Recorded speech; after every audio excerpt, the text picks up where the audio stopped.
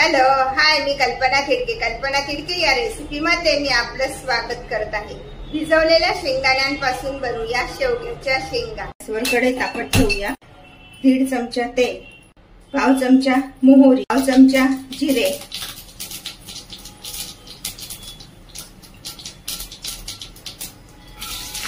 लसणाचे तुकडे टाकलेले मी, अख्खा लसूण आहे, कढीपत्ता आणि त्यानंतर हा बारीक चिरलेला कांदा चांगला परतून घ्यायचा आहे व्यवस्थित। उन्हाळ्याच्या दिवसामध्ये कांद्याचा जास्तीत जास्त उपयोग करावा।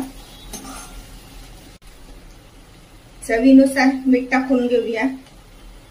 साधारण 1 चमचा मीठ टाकून घेत आहे। चिमूटभर हिंग। कांदा परतत असताना त्यामध्ये हा एक बारीक चिरलेला टोमॅटो पण टाकून देत आहे।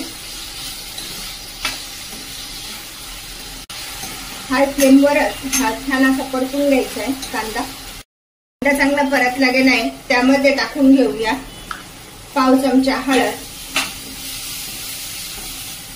आणि 1 चमचा लाल तिखट आपल्या चवीनुसार टाकायचे, आपल्या आवडीनुसार टाकायचे।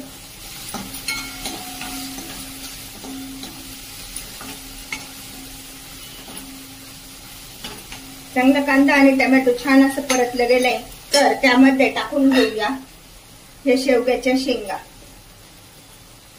रोगप्रतिकारक शक्ती वाढवण्यासाठी व रक्तशुद्धी करण्यासाठी सुद्धा या शेवग्याच्या शेंगांचा आपल्याला खूप उपयोग होतो। यामुळे आपली पचनक्रिया पण सुधारते, म्हणून आहारामध्ये शेवग्याच्या शेंगांचा पण जास्तीत जास्त समावेश करावा।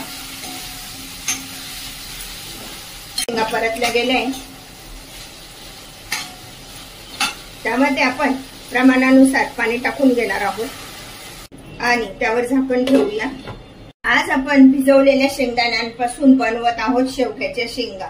अशा पद्धतीने हे शेंगदाणे भिजवून ठेवलेले आणि आता आपण ते मिक्सरला लावून घेऊया। याची सालं वगैरे काढायची नाहीये। भिजवलेल्या शेंगदाण्यांचा पण आपल्या आहारामध्ये भरपूर प्रमाणात उपयोग होतो, पण ज्यांना ॲलर्जी असेल तर त्यांनी अशी शेंगदाणे खाऊ नये। ज्यांना त्रास होत नसेल तर त्यांनी अशी भिजवलेली शेंगदाणे आणि गूळ खाल्ल्यास भरपूर प्रमाणात कॅल्शियम मिळते। बघूया शेंगा शिजल्या की नाही ते। या पद्धतीच्या शेंगा पण खूप सुंदर लागतात खायला।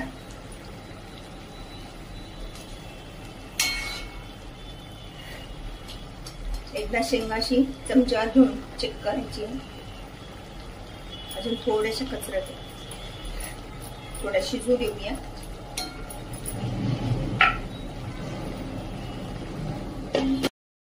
दोन मिनिटं झाले तर शेंगा बघूया एकदा। मस्त दिसताय ना, अशा पण शेंगा छान दिसताय। पण आज आपण भिजवलेले शेंगदाण्यांचा वापर करून शेवग्याची शेंगा बनवतोय। हे भिजवलेले जे शेंगदाणे असतात तर ते पचनासाठी अतिशय सोपे असतात, ज्यामुळे आपली स्मरणशक्ती वाढते। त्यानंतर भरपूर प्रमाणात आपल्याला कॅल्शियम मिळतं, पण ज्यांना कसली ॲलर्जी असेल काही असेल तर त्यांनी असे शेंगदाणे वापरू नये। यामध्ये भरपूर प्रमाणात कॅल्शियम असते, त्यामुळे हाडांसाठी अतिशय उपयोगी असे हे असतं। यामध्ये आपण भरपूर जसा पाहिजे तसा रस्सा पकडू शकतो। मी अजून थोडं मिक्सरला पाणी टाकून घेते। त्याच मिक्सरच्या भांड्यामध्ये मी थोडंसं पाणी टाकून अजून थोडंसं पातळ करत आहे। आता आपला रस्सा किती बनलाय त्यानुसार आपण मीठ टाकूया। मगाशी शेंगा उकडण्यासाठी सुद्धा मीठ टाकलं होतं आणि आता थोडंसं अजून मीठ टाकून घेऊया।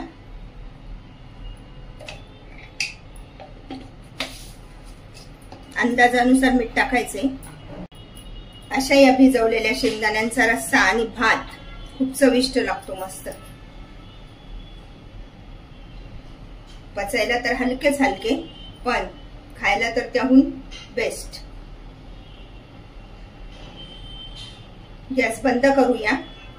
थोडीशी बारीक चिरलेली कोथिंबीर टाकूया।